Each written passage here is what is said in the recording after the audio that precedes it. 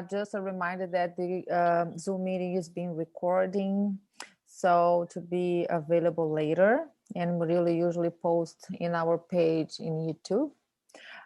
You can use the chat for question or comments. If you want a fraternal assistant after our meeting, please send like a private message to Murillo or to me. And then we can arrange this after that. So it's going to be 30 minutes after his talk. I think that Murillo already put in the chat the virtual book of prayer, the link. So feel free to put your name or friends or family names if you want to. By the end of the meeting, we can add the link for virtual passes. Will be placed in the chat. And if you want to have like fluidified water, you can have like a bottle of water or a cup of water close to you during this meeting. And today, going to be Murillo, our speaker, and he's going to talk the signs of renewal. And to start, we can start with our prayer. So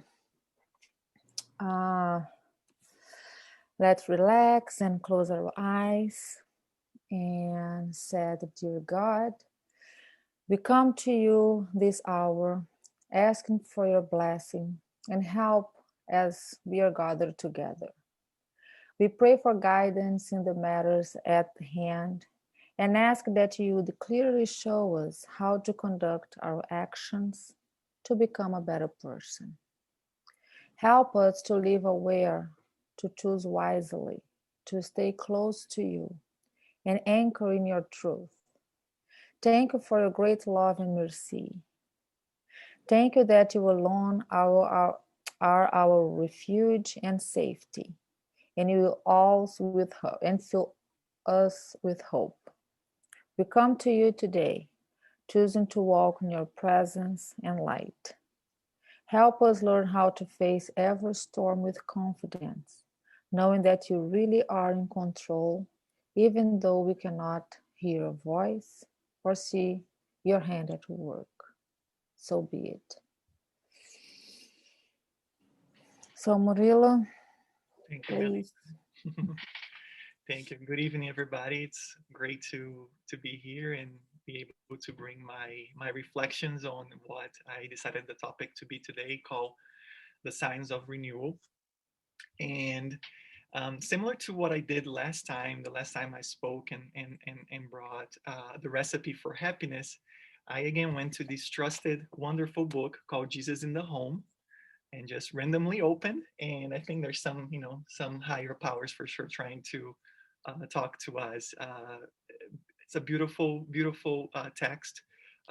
These are, for those who don't know, Jesus in the Home is a book that is psychographed by Francisco Cândido Xavier, who was a Brazilian medium. He's discarnated right now, back in 2002. And these are really short stories that complement a lot of what the gospel brought to us. And these are accounts of other things that Jesus did during that time. So it is, as the name suggested, central in Jesus. And the chapter that I'm going to bring to you is called the Signs of Renewal. And I wish I had the words and really just the poetic to be able to to memorize this and read it to you from them, but I wouldn't be doing justice to not read the text first. So I would like if you indulge me and just bear with me as I read the short passage and then my comments on it. So the signs of renewal. At the household gathering, the master began to speak persuasively. When the divine kingdom is at the gates of humankind, the soul of the world will be renewed. The person who is the most powerful will not be the one who is the most ruthless, but rather the one who loves the most. Conquerors will not be those who war against foreign enemies to the death in rivers of blood, but rather those who combat the iniquity and ignorance that lies within them until evil is wiped out in the realms of their own nature. The most eloquent will not be those of the most beautiful speech, but rather those who combine holy words with actions to raise the quality of life wherever they may be. The noblest will not be those who hold the largest number of titles, granting them the transitory control of ephemeral lands on earth, but those who most intensely accrue the acclaims of love and gratitude in the hearts of mothers and children, the sick and the elderly, loyal and honest people, hardworking and upright citizens, and humble and kind persons. Those who are the most respected will not be the dispensers of gold and armed might, but rather those with the purest hearts. Those who are the holiest will not be the ones who isolate themselves on the altars of supreme spiritual pride, avoiding contact with those who suffer because they are afraid of becoming dishonored and unclean, but rather those who come down from their aggrandizement, extending fraternal hands to the wretched and suffering, raising their beaten souls to the realms of joy and understanding. The purest will not be those who flee from communicating with evil, avowed criminals, but those who dive into the mire to save their fallen brethren without contaminating themselves in the process. Those who are the most knowledgeable will not be the ones who have the most books and theories, but the ones who, even though they know little, try to light a lamp in the darkness that still envelops their closest neighbor. The divine friend rested his lucid eyes on the clear night that was shining outside in the heart of nature, made a long pause, and continued. In that sublime age, people will not leave their homes to war in storms of blood and tears against their neighbor due to their desire for conquest or race hatred, because they will be busy waging war against the darkness of ignorance, the open wounds of illness, the anguish of hunger, and moral torture of all hues.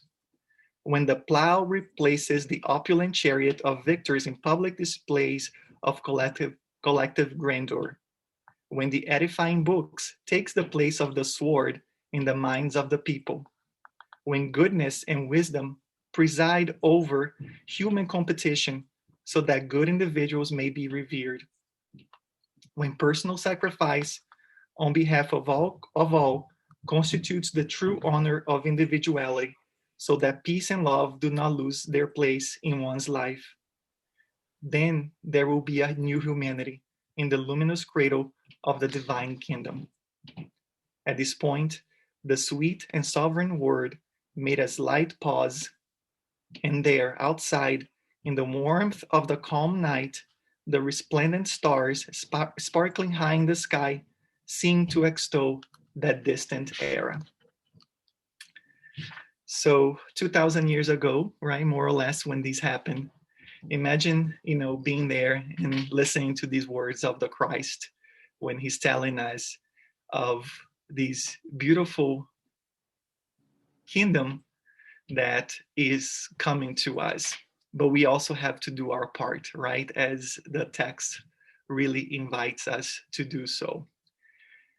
I love how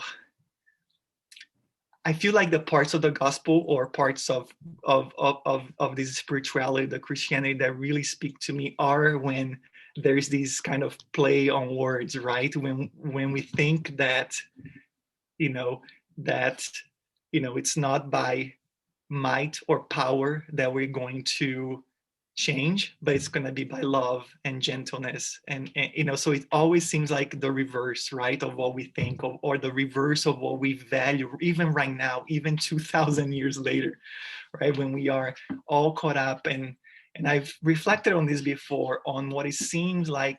So you might have heard me say this before, but we're caught up on what seems like these illusions of what life here is, right? And right now, both A lot of countries are, experiencing political turmoil. Of course, there is a pandemic right now, which most of us can do nothing about it. We're powerless. Um, and again, it seems like we're chasing these illusions. And there's even a song, right? Don't go chasing waterfalls. These things that are transitory. And then I also can't help but compare this text to the the Sermon on the Mount. Sorry, as it's known in English too as the Beatitudes that Jesus spoke. So I would like to also just remind us all of what those are. And let me find my chapter here. So you can find this in the Gospel, in the Bible, on Luke chapter 6, verses 20 to 23. And it's actually also contained in Luke, and it is chapter 6, verses 20 to 22. And I will read both so that way you can see how that compares. So the Beatitudes in Luke. Now, when he saw the crowds, he went up on a mountainside and sat down. His disciples, Jesus' disciples, came to him, and he began to teach them, saying, "Blessed are the poor in spirit, for theirs is the kingdom of heaven. Blessed are those who mourn, for they will be comforted. Blessed are the meek, for they will inherit the earth. Blessed are those who hunger and thirst for righteousness, for they will be filled. Blessed are the merciful, for they will be shown mercy. Blessed are the pure in heart, for they will see God. Blessed are the peacemakers, for they will be called sons of God. Blessed are those who are persecuted because of righteousness, for theirs is the kingdom of heaven.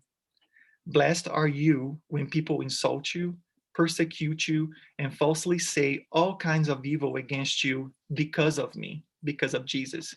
Rejoice and be glad, because great is your reward in heaven, for in the same way they persecuted the prophets who were before you." So I can't help but see the similarities between this, right? When again, we seem to value strength and the wisdom and the holy, the eloquency of our words. But what is that all good for when you are not pure of heart, or your words are not followed by actions of goodwill, and your titles are just titles, right? And you're not really using them for the good of others. And the other thing too that the text reminded me, when that will be my third and final comparison, is the prayer of Saint Francis, which is my favorite prayer, right? And it goes like this, for those who may not know in English or haven't heard it before. Lord, make me an instrument of your peace. Where there is hatred, let me sow love. Where there is injury, forgiveness. Where there is doubt, faith. Where there is despair, hope. Where there is darkness, light. Where there is sadness, joy.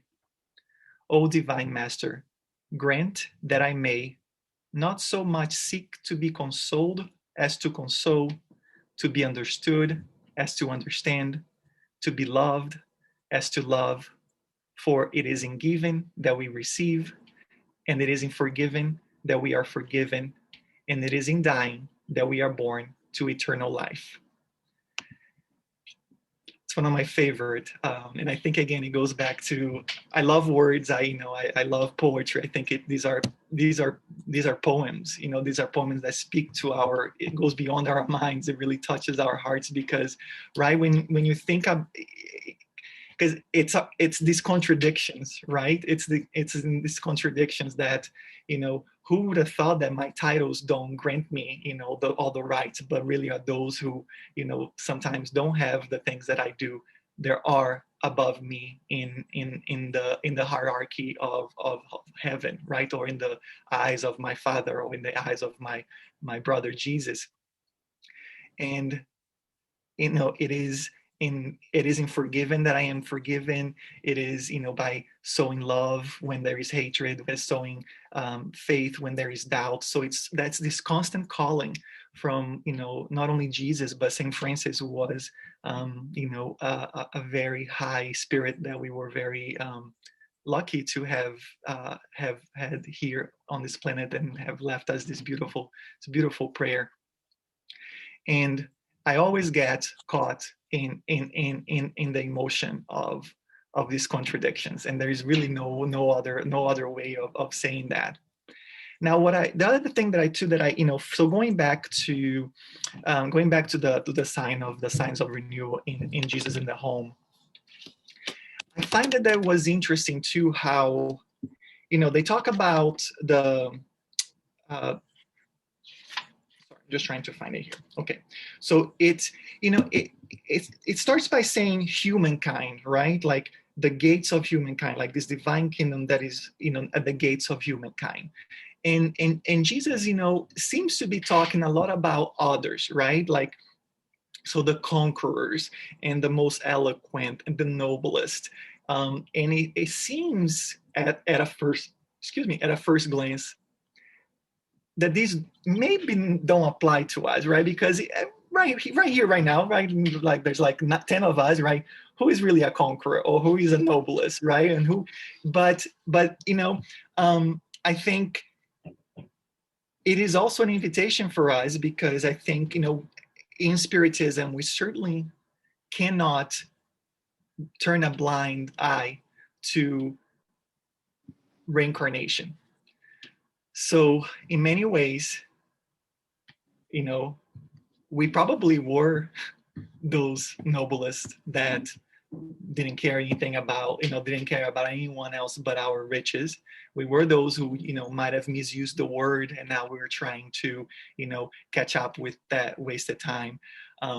So, I think at the same time, these texts, as when I first read, it seemed like it was, again, what others, what, these, that, conquerors and noble, like that seemed a little distant, but at the same time, I reflected that it does speak to me, because even though I might not have a title, right? How many times have I placed myself above others just because of my ego, or just because I think I'm better than them, right? Um, how many times have I used words that, and in here, in bringing my studies to you all, like I can pinpoint many times that, after the meeting's done, I go and make the same mistakes, some mistakes that maybe I said, or gave advice, and I'm not following through, right? So it's calling to our personal responsibility here. So I started thinking about, the signs of renewal within ourselves. When is it that I can start seeing these signs, these signs of renewal within my own conduct? Because really what I think here, Jesus, of course, is using this grand comparison, but in the end, it is about the work that each one of us will do. And it's not about, because over and over again, we tell others, we tell ourselves, I don't have control over anyone else but myself, but my conduct, but my word, right? That's the only thing that I am fully in control of. So of course, these are the things that we should be doing in order to bring first the kingdom of heavens into our hearts, into our souls, and then exteriorizing that to others. If we carry ourselves in this way, that is part of that recipe for happiness that I spoke last month, right? And the recipe for happiness, it was all about doing unto others as you would want others do unto you, the golden rule, right? That you show respect, that you show kindness, and it was a beautiful study too, because it was really just to kind of quickly summarize here, was a conversation between Jesus and Thaddeus. And Thaddeus was really, Jesus was asking him, like, what will make you happy, right? And Thaddeus went through a long laundry list of things, and that others wouldn't insult me and would respect me, and and he'd listen. And in the end, Jesus just pretty much turns to him like, well, do all that to others, and you will find the recipe for happiness. And that, I feel like this is part of the recipe for happiness, that that we need to live these values, these morals within ourselves first, and in order to exteriorize them. And how Gandhi said, back when he was with us, that I need to be the change that I want to see in the world. That's really, I mean, that is so profound. That's a simple sentence, but so profound, because again, it goes back to that idea that I only have control over myself. And even in here, when I went back, a couple of times, I noticed the part about that talks about the conquerors. It says again, right? Conquerors would not be those who war against foreign enemies, but rather those who combat the iniquity and ignorance that lies within them, not in others, but it's within us, within them. So even here, like, and again, you could almost miss it. You could almost miss it that that Jesus might be thinking like, oh, you have to go and fight, injustice, and you have to like fight with others. No, the fight starts with us, our our inner transformation. And then I feel that always with spiritism, and since I've started all the way back in Brazil, 1995, and always, and that is the thing about spiritism that always resonates with me, and that's the one that I always latch on to, which is the inner transformation that I'm the one responsible for, right? And then by transforming myself, I am transforming those that are around me, the environment that is around me. Is it easy? No, in no way, shape, or form that is easy. That is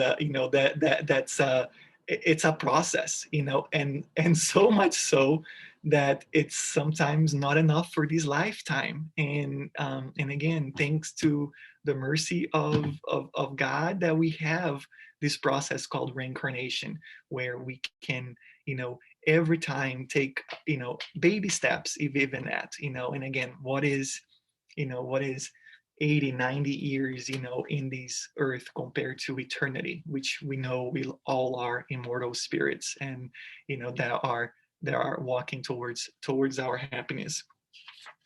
And then I just want to share a recent book that I read, actually finished today. It's actually a graphic novel, and it's called When Stars Are Scattered.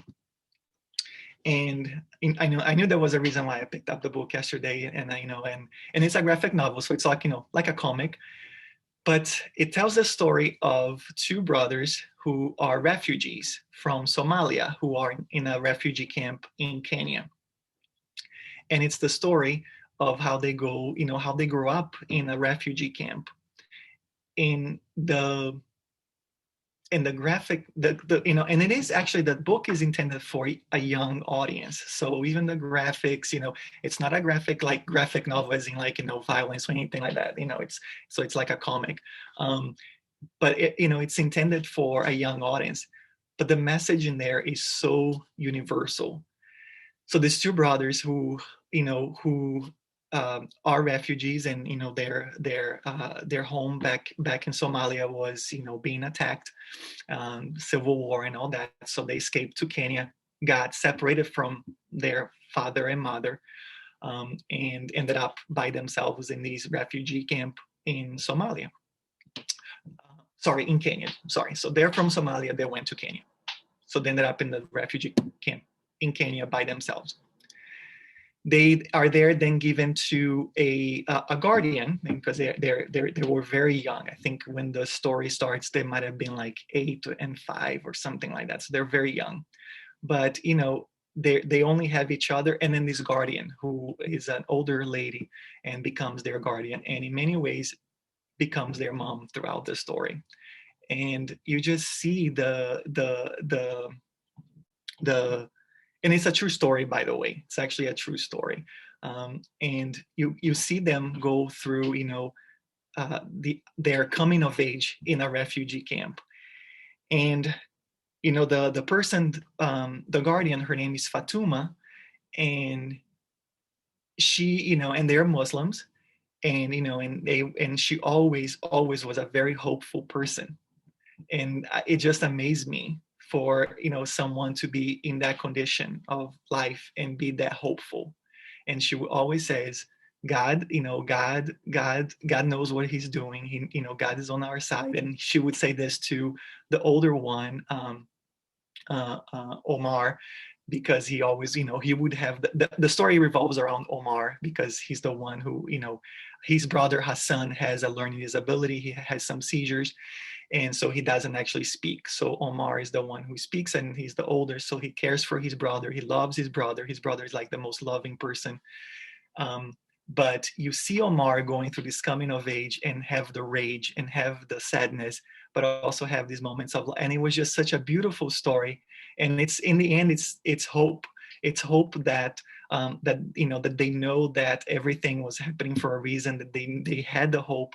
And I want to, if you want to pick up the book, I'm not going to spoil how it ends, but it is I cried many times during the book. It has beautiful, just kind of like these tidbits of wisdom, and to me, when I saw that, I I saw the gospel alive, even though, right, it is a story about a Muslim refugee, refugees, Somalia. The majority of people from Somalia are Muslims, and yet I saw so many parallels in there from what I believe in and what Christianity tells me, or what Spiritism tells me, right? And in the and it was so easy to relate to them.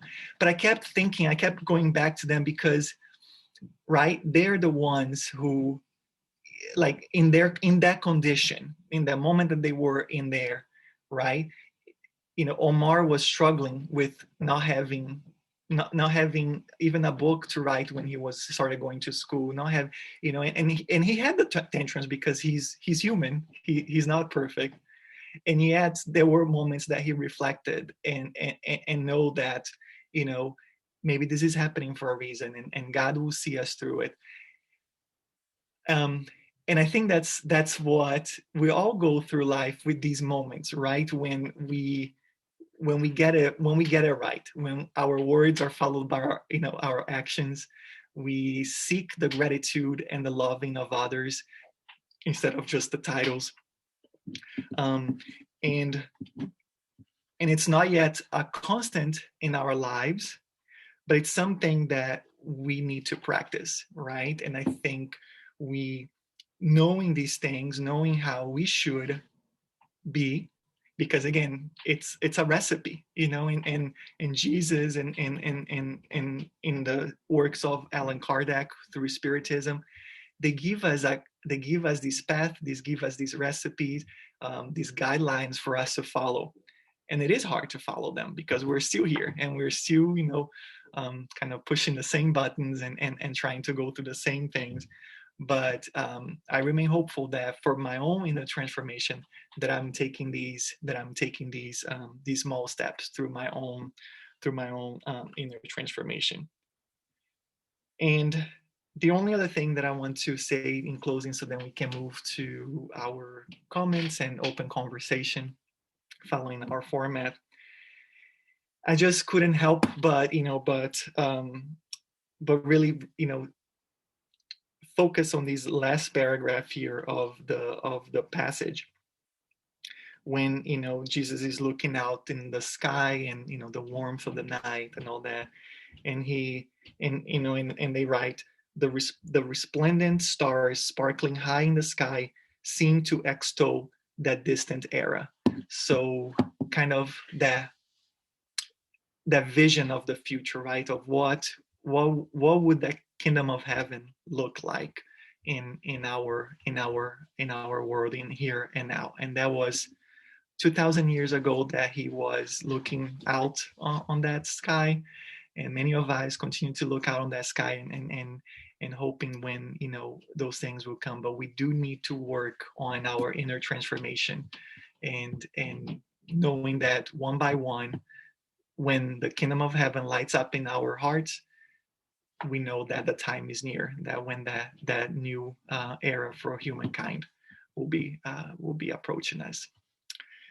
So thank you for listening. This is what I had to share with you today. And Yeah, I guess the question that I would leave for us to to discuss, and certainly beyond just commenting on your own, what did these texts and the prayer of Saint Francis and the Beatitudes, the Sermon on the Mount, what does that evoke for you?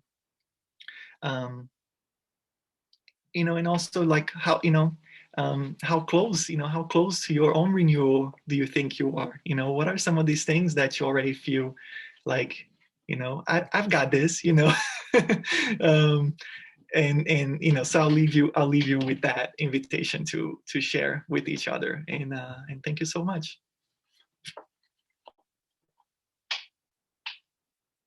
Oh, Melissa, thank you. And I'm gonna Yeah, go thank ahead. you. Yeah, my microphone was off.